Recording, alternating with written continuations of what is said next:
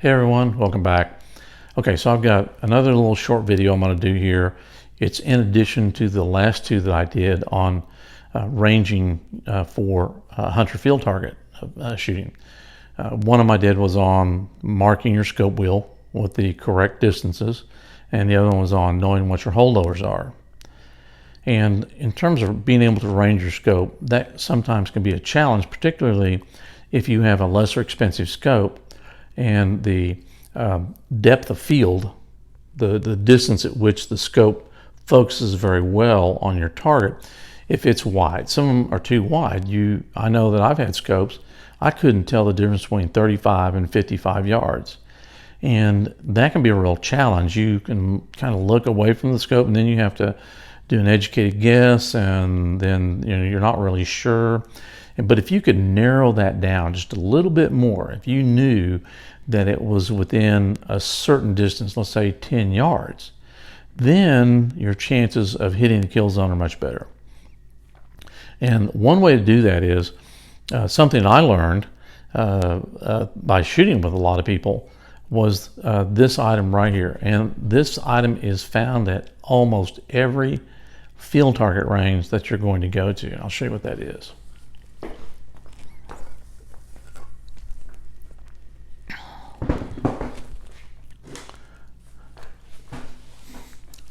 Cinder block. Most clubs utilize this to sit their targets on it. They'll sit the target on top of it, and then they take these clamps and they clamp to the target. Okay, so one of the unique features about field target is, I say unique, but the further away it is, the smaller this becomes. So if you know this is 8 inches, by the way, that's really not important because everybody's going to use this. But if you were to take one of these and you were going to go out and range, then if you set it at 55 yards, let's start big. Okay, so we said that 35 to 55 or 40 to 55 can sometimes be a challenge to tell exactly. 45 to 55 can be a challenge.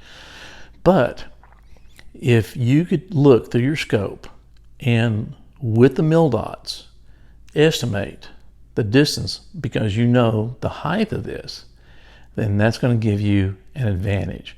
So get you a cinder block or something 8 inches diameter. And I got some pictures I'm going to show you here in a minute. Now, I tried to cinder block and it really wasn't real clear because I did it out in my yard. So I used a soccer ball. Soccer balls are right at 8 inches. And again, the height is not important.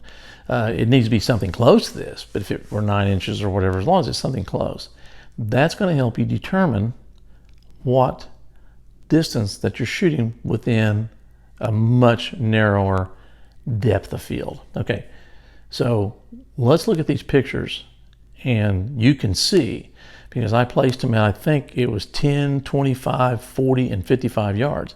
So you can see the ball gets smaller the further away it is. So what you want to do is you want to set whatever you're going to use, cinder block, soccer ball, something 8 inches, set it out at 55 yards. Look through your scope, determine the mil dot height. Move that object to 45 yards or 50 yards. Do it in increments and look through there and get a very close proximity of what the height of mil dots and half mil dots. That's something to be important. If you have a half mil dot scope, this is going to be a lot more accurate to do. So you can do that from 55, 50, 45, 40, 35. You probably won't need to do it, you can if you want, in 5 yard increments all the way back to 10 yards. It's typically the further distances that throw most people off. But if you know what that height is, you're going to be at an advantage. So I'm going to give you an example here. I'm going to post these pictures up here. In this example, the ball is at 55 yards. In this example, the ball is set at 45 yards. You'll notice the ball is bigger. And 35 yards in this picture. 25 yards, and at 10 yards. Okay, so you get my example. You can see I started with the ball and I put it out there at 55 yards. And then I moved it back. I kept moving it back toward me and toward me. So you can see how the size of the ball actually obviously gets larger. I mean, this is like no brainer, right? So you should be able to do that. You want to experiment with your scope, your mil dots, whatever. Again, you have to get it to fit your equipment. I could give you the numbers, but I don't know that it would really help you. And don't be lazy. Go out there and do this so you can kind of learn how to. I think you're going to be more successful.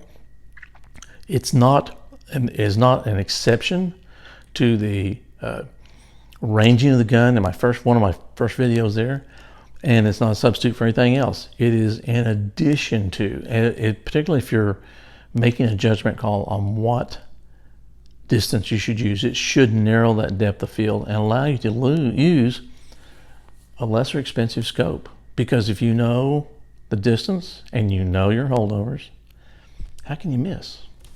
It's all on you at that point. So guys, hey, listen, I appreciate you watching this video.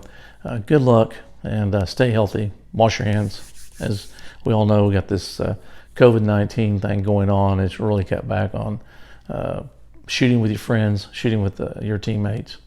So stay healthy, have fun. See you at the next video.